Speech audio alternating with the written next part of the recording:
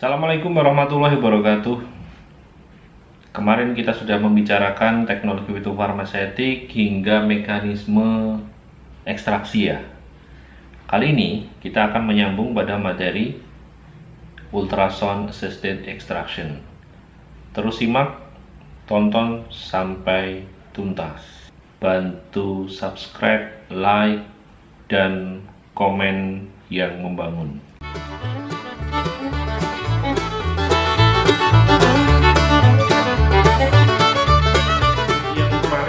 Sudah kita bahas bagaimana sih teori dalam mekanisme ekstraksi secara umum.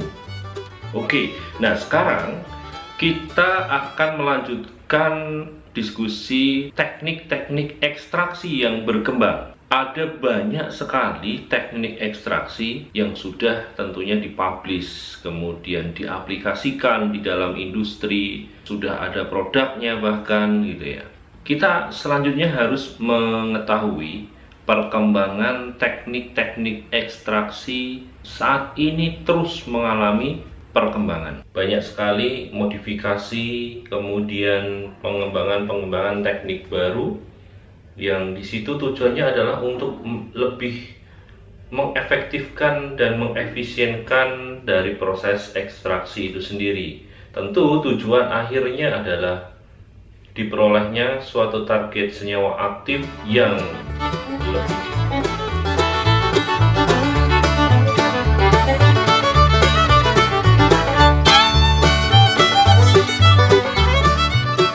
Jika pada materi yang sebelumnya kita membahas terkait mekanisme ekstraksi secara umum, ya, maka diskusi kali ini kita mencoba untuk membahas teknik-teknik ekstraksi yang sudah dimodifikasi. Banyak sekali ya, ada UAE, ada MAE, kemudian pengembangan dari infundasi. Itu masih teknik-teknik dasar dalam ekstraksi yang dimodifikasi. Belum nanti kita memainkan terkait dengan modifikasi pelarutnya, ya. Ada yang memodifikasi dengan pelarut-pelarut ionik, kemudian pelarut-pelarut yang menggabungkan antara surfaktan, ya, dan banyak sekali. Kita akan membahas ultrasound assisted extraction yang akhirnya lebih dikenal dengan istilah UAE. Pertama, apa sih tujuannya gitu ya? Tujuan dari mengembangkan teknik ekstraksi menggunakan UAE ini apa? Tentu ini berkaitan dengan bagaimana mengefisienkan dan lebih mengefektifkan dari proses ekstraksi itu sendiri ya. Kita berpedoman bahwa semakin targetnya yang diambil itu semakin banyak, atau istilahnya adalah rich extract ya. Misal kita akan mengekstraksi suatu senyawa polifenol pada suatu Simplicia daun. Nah, tentu kita harus memikirkan bagaimana caranya supaya si polifenol yang ada di dalam material tersebut kita peroleh setinggi-tingginya ya. Tentunya juga akan endingnya adalah zat aktif yang ditargetkan semakin tinggi. Harapannya adalah efek farmakologisnya juga akan meningkat. Harapannya ke sana tentunya. Atau nanti ketika kita memformulasikan itu lebih jelas, lebih enak ya, ada material tertentu, kadar polifenolnya sekian gitu ya. Kalau semakin tinggi tentunya dalam memformulasi, menentukan dosis dan sebagainya akan lebih mudah. Tujuan dari pengembangan teknik ekstraksi ini ya, kita membicarakan UAE tadi, selain memperoleh senyawa target yang tinggi, tentunya juga mempercepat ekstraksinya itu sendiri ya, yang harapannya kalau menggunakan, kita bandingkan maserasi konvensional, dia memerlukan waktu 24 jam kali 2 misal. Nah, ini menggunakan teknik UAE kita bisa mempercepat, misal dari 15 menjadi 15 sampai 20 menit. Nah, tentunya akan lebih efektif dan efisien. Tapi tentunya nanti ketika kita membicarakan skala industri, perlu diingat bahwa tidak semua industri itu bisa mengaplikasikan menggunakan teknik-teknik semacam ini. Ini berkaitan dengan apa? Tentunya hubungannya dengan instrumentasinya, kemudian energinya. Jadi tentu kalau di industri kita memikirkan yang namanya cost, ya, ada biaya.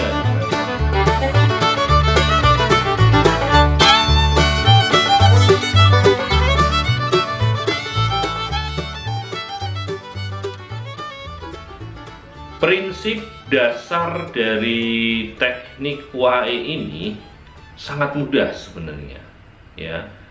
Kalau kita sudah biasa menyadari, ya, seperti kacamata, perhiasan, ya, jam tangan, gelang, kalung dan sebagainya. Bahkan kalau di toko emas biasanya sering ada semacam kayak chamber gitu, ya. Ya, kayak magicom lah, ya, kecil gitu sebenarnya. Nah, itu sebenarnya ada alat yang namanya sonikator. Oke, sonikator ini digunakan oleh toko-toko perhiasan, ya, bisa jam tangan, emas dan sebagainya tadi, untuk membersihkan noda atau kotoran, ya. Kacamata juga bisa, ya. Di sana tinggal kita masukkan aja perhiasan atau kacamata atau apa yang mau dibersihkan itu, ya, itu nanti tinggal dikasih air, ya, di alat itu ada air, kemudian tinggal aja dinyalakan.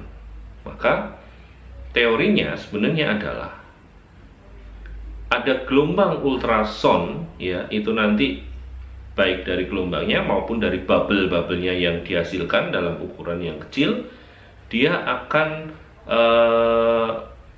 menempel atau akhirnya bisa nendang si kotorannya, ya, partikel-partikel yang nempel di perhiasan, di kacamata itu untuk rontok dan akhirnya dia melarut di airnya, karena kita tetap menggunakan air sebagai medianya juga.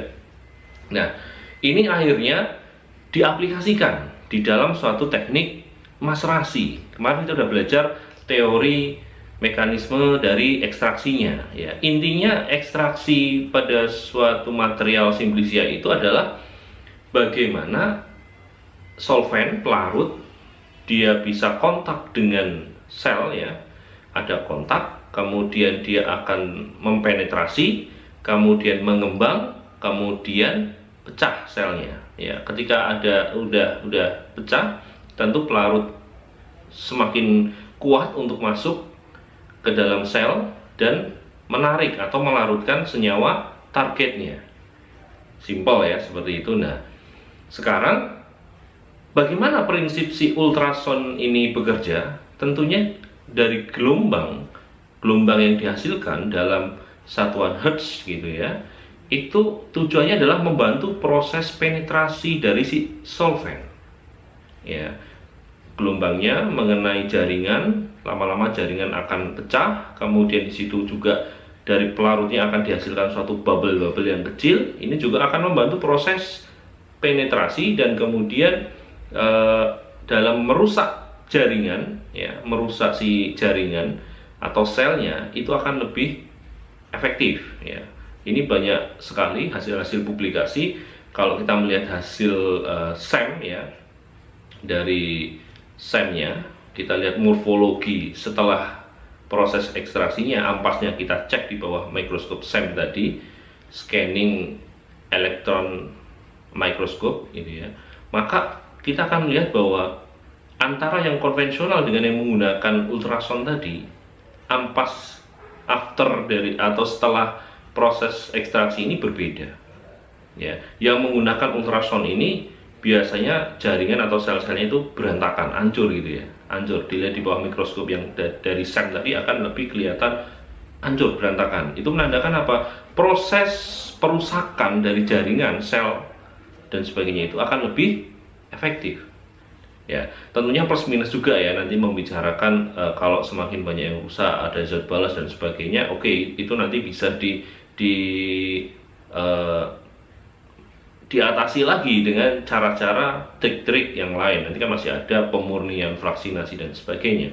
Nah, intinya gelombang ultrason ya yang dihasilkan dari alat ini akan membantu proses perusakan tadi ya, dan tentunya banyak mekanisme, banyak teori yang mengatakan bahwa ultrason sendiri, gelombang ultrasoniknya sendiri akan mempercepat proses pemecahan, perusakan, kemudian bubble-bubble yang dihasilkan itu akan membantu dalam proses penarikan senyawa aktif yang ada di dalamnya, kemudian akan melarut dengan pelarutnya, sehingga kalau sudah larut sempurna homogen, ya udah tinggal diambil sarinya, kemudian dilakukan treatment.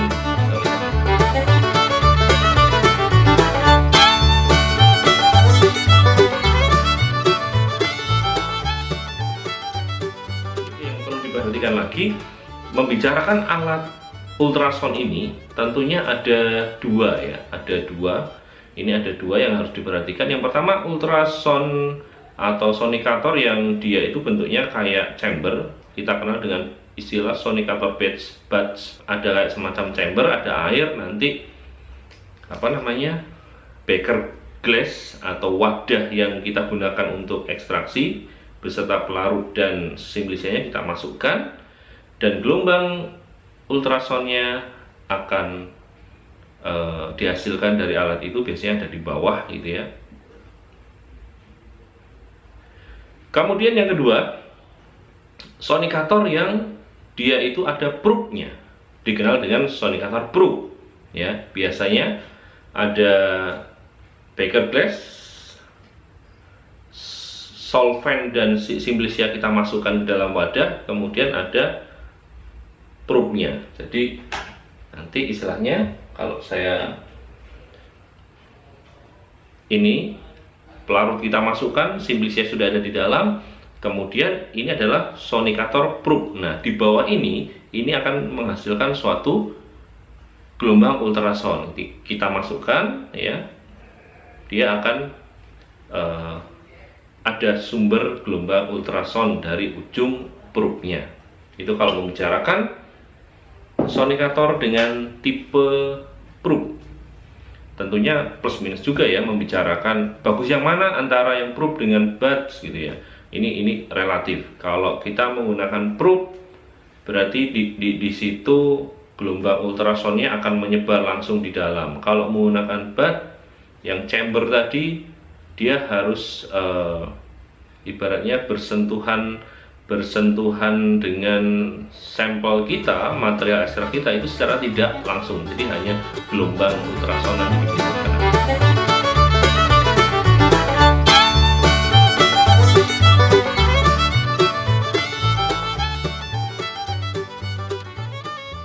Faktor atau variabel apa yang bisa diotak-atik dari UAE ya? Tujuannya kalau teman-teman yang mau mengambil skripsi di bidang biologi farmasi ya, bahan alam, ini sangat mudah dan worth it sekali gitu ya. Jadi tidak melulu terkait dengan bikin suatu sediaan, bikin penelitian dengan hewan uji dan sebagainya, yang tentunya tingkat keribetannya juga semakin tinggi gitu ya.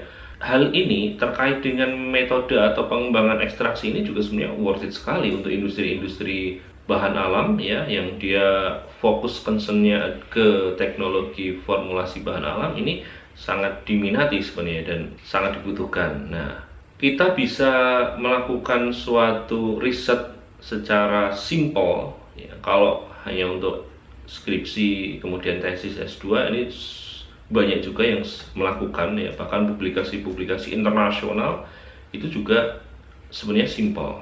Apa saja yang bisa di otak-atik ya sebagai variabel bebas atau faktor ya terkait dengan UAE? Pertama, kita bisa menggali bagaimana sih pengaruh dari kekuatan gelombang ultrason yang dihasilkan. Tentunya kita bisa memainkan berapa hertznya gitu ya, mau 50 kHz, 45, 60, 100 dan sebagainya seterusnya. Sebenarnya bisa diatur di alat ultrasonikatornya, kan bisa kita atur, kita setting gitu ya. Nah, itu tentunya material antara daun ya, material dari daun, rimpang, lignum, kortek, radik, fruktus, semen, ban, dan yang lain itu sangat berbeda. Jadi intinya kekuatan dari gelombang ultrasound yang kita setting itu tidak bisa dipukul sama rata. Jadi tentunya berbeda. Nah, kita tidak tahu mana kekuatan hertz yang paling optimal itu ada di berapa. Itu harus kita lakukan yang namanya optimasi. Maka di sini tingkat kekuatan dari gelombang ultrasoundnya itu sangat mempengaruhi. Ya, karena apa? Material simplicianya, bahannya, tingkat kekerasannya, kemudian tekstur dan sebagainya dari masing-masing bagian tanaman akan berbeda. Ya, daun, rimpang, akar, batang sudah jelas itu beda. Maka kita membutuhkan tingkat penetrasi ke dalam jaringan atau sel itu juga berbeda. Oleh karena itu bisa kita gunakan dalam optimasi, masukkan ke dalam faktor atau variabel bebas. Yang kedua, penggunaan alat sonikator ini tentunya akan menghasilkan suatu panas dalam batas suhu yang tertentu. Tentunya dia tetap akan mengeluarkan panas. Ya, tadi kita kalau menggunakan yang tipe bat atau yang chamber tadi itu menggunakan air.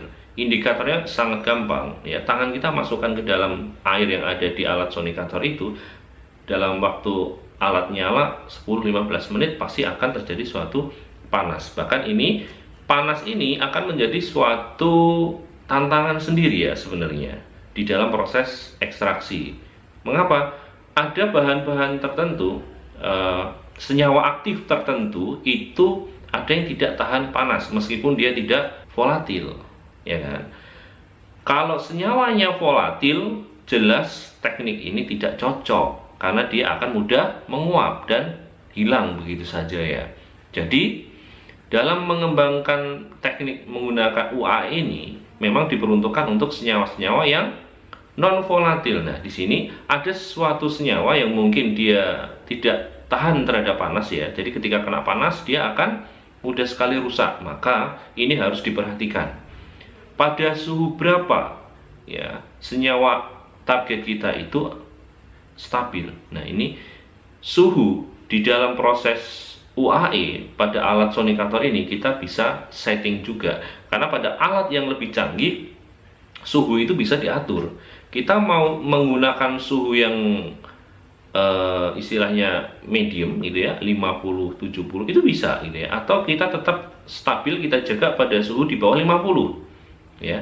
Nanti si air yang ada di alat sonikator itu biasanya akan ada alat tambahan yang dia bisa menurunkan suhu yang ada di chamber dari si sonikator tadi. Nah, ini suhu bisa kita otak-atik sebagai variabel bebas karena mungkin juga sebenarnya kalau membicarakan suhu ini juga akan membantu proses ekstraksi ya kan, dengan peningkatan suhu membantu proses penetrasi dan pengembangan tentunya ya, sehingga proses ekstraksinya akan lebih efektif. Tetapi di sisi lain ada senyawa-senyawa target yang dia mudah rusak dengan adanya suhu yang terlalu tinggi. Nah, ini perlu diperhatikan. Oke, yang ketiga tadi sudah ngomongin tentang kekuatan ya, kekuatan atau intensitas dari gelombangnya, kemudian ada suhu.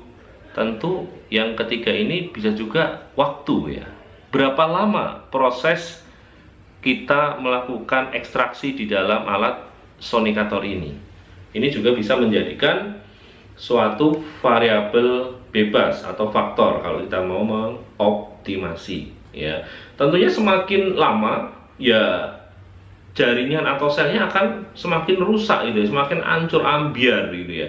Tetapi bisa jadi si senyawa target akan rusak. Karena apa? Ya dia si ultrasound tadi kan pertama dia akan bisa menyebabkan panas. Panas ini akhirnya juga akan nyampe pada solvent.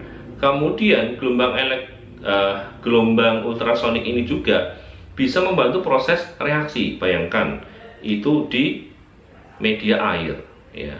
Kalau dia ada gugus-gugus OH gitu ya, panas, kemudian ada gelombang ultrasound tadi, kemudian masih ada senyawa-senyawa yang lain, atau kita menambah lagi modifikasi pelarut yang lain. Jangan-jangan terjadi suatu reaksi sehingga gugus-gugus aktif dari senyawa targetnya akan rusak ya, bisa putus, bisa dia nanti berubah dan sebagainya. Kita nggak tahu ya kalau kita nggak cek benar secara detail seperti itu. Bahkan itu pun menjadi worth it untuk dilakukan suatu riset. Oke, setelah suhu ada kekuatan gelombang, kemudian suhu ya, suhu ini tadi, waktu. Yang keempat sebenarnya masih ada lagi, kinetik, atau kita bisa memberikan suatu proses pengadukan ya, secara kontinu atau secara periodik gitu ya. Jadi ada yang melakukan suatu riset meskipun dia sudah ada bantuan ultrasonikator, tetapi perlu diingat bahwa ampas atau dari serbuk simplicia yang sudah direndam tadi kadang-kadang dia hanya akan mengendap di bawah, sehingga perlu ada suatu pengadukan sehingga si materialnya ini akan nyebar lagi ya, terdispersi ya istilahnya. Kemudian proses dari penghancuran menggunakan ultrasonnya akan lebih efektif tentunya. Harapannya seperti itu. Jadi ada tingkat kekuatan gelombang, waktu, suhu, dan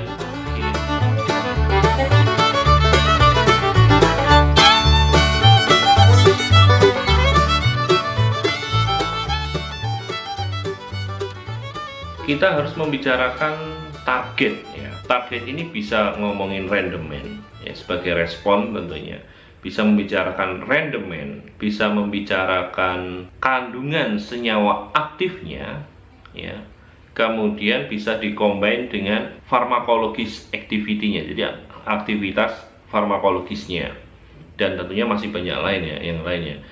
Kalau kita targetnya sebagai senyawa antioksidan ya, biasanya senyawa-senyawa antioksidan ini banyak sekali gugus OH misal, maka kita harus memperhatikan, karena ada yang bertanya, apa malah tidak akan menjadi rusak ketika kita mengekstraksi menggunakan UAE? Karena apa, gelombang ultrason, panas dan sebagainya akan mudah sekali menghancurkan senyawa-senyawa yang banyak mengandung gugus OH, sehingga nanti aktivitas antioksidannya akan berkurang. Nah, ini perlu dilakukan suatu optimasi ya. Makanya kita harus mengecek respon terkait antioksidannya seperti apa. Kalau kita menggunakan sekian hertz, lama waktu sekian, suhunya sekian, nanti akan ngefek nggak gitu ya. Nah, itu semua sebenarnya gampang lah ya. Kita tinggal aja aplikasikan aja design of experiment menggunakan piranti lunak DX dan atau yang lain boleh, Minitab dan sebagainya. Itu sudah menjadi suatu riset yang lebih worth it ya, ketimbang kita melulu tentang antibakteri, anti jamur dari ekstrak etanol tanaman ini, infusa ini udah banyak sekali. Kalau tanamannya langka dan itu belum ada suatu riset yang eksplornya masih terlalu sedikit dan itu belum dilakukan, oke, itu it's okay gitu ya. Tetapi perlu diingat bahwa metode teknik-teknik ekstraksi ini terus berkembang ya. Kita melakukan penambahan semacam modifikasi kinetik, itu sudah berbeda. Kemudian kita mengganti pelarut, mencampur, itu udah beda. Kita melakukan optimasi pada kondisi-kondisi tertentu, itu juga sudah berbeda. Banyak sekali, dan ini tentunya harus membicarakan target. Jadi kalau kita membicarakan maserasi dengan modifikasi UAE semacam ini, target kita itu apa? Apakah kita akan mempercepat proses ekstraksinya, ataukah kita menginginkan suatu ekstrak yang kaya dengan kandungan senyawa aktif tertentu? Ini akan menjadi poin plus bagi kita nantinya membicarakan riset, kemudian di industri mengaplikasikan teknik-teknik ekstraksi untuk industri gitu ya. Ini menjadi poin penting. Lebih jauh kita bisa mengeksplor terkait dengan UAE ini dengan membaca, kemudian mempelajari, menyimak gitu ya. Banyak sekali artikel manuskrip yang saya contohkan itu bagus-bagus ya, mulai dari tahun 2000-an, 2014, 2018, 18, 19 ini, bahkan 2020 ini itu masih aja terus berkembang. Kita lanjutkan pada konten selanjutnya. Diskusi kali ini cukup sampai di sini. Tetap sehat, tetap semangat, terus berbagi. Wassalamualaikum warahmatullahi wabarakatuh.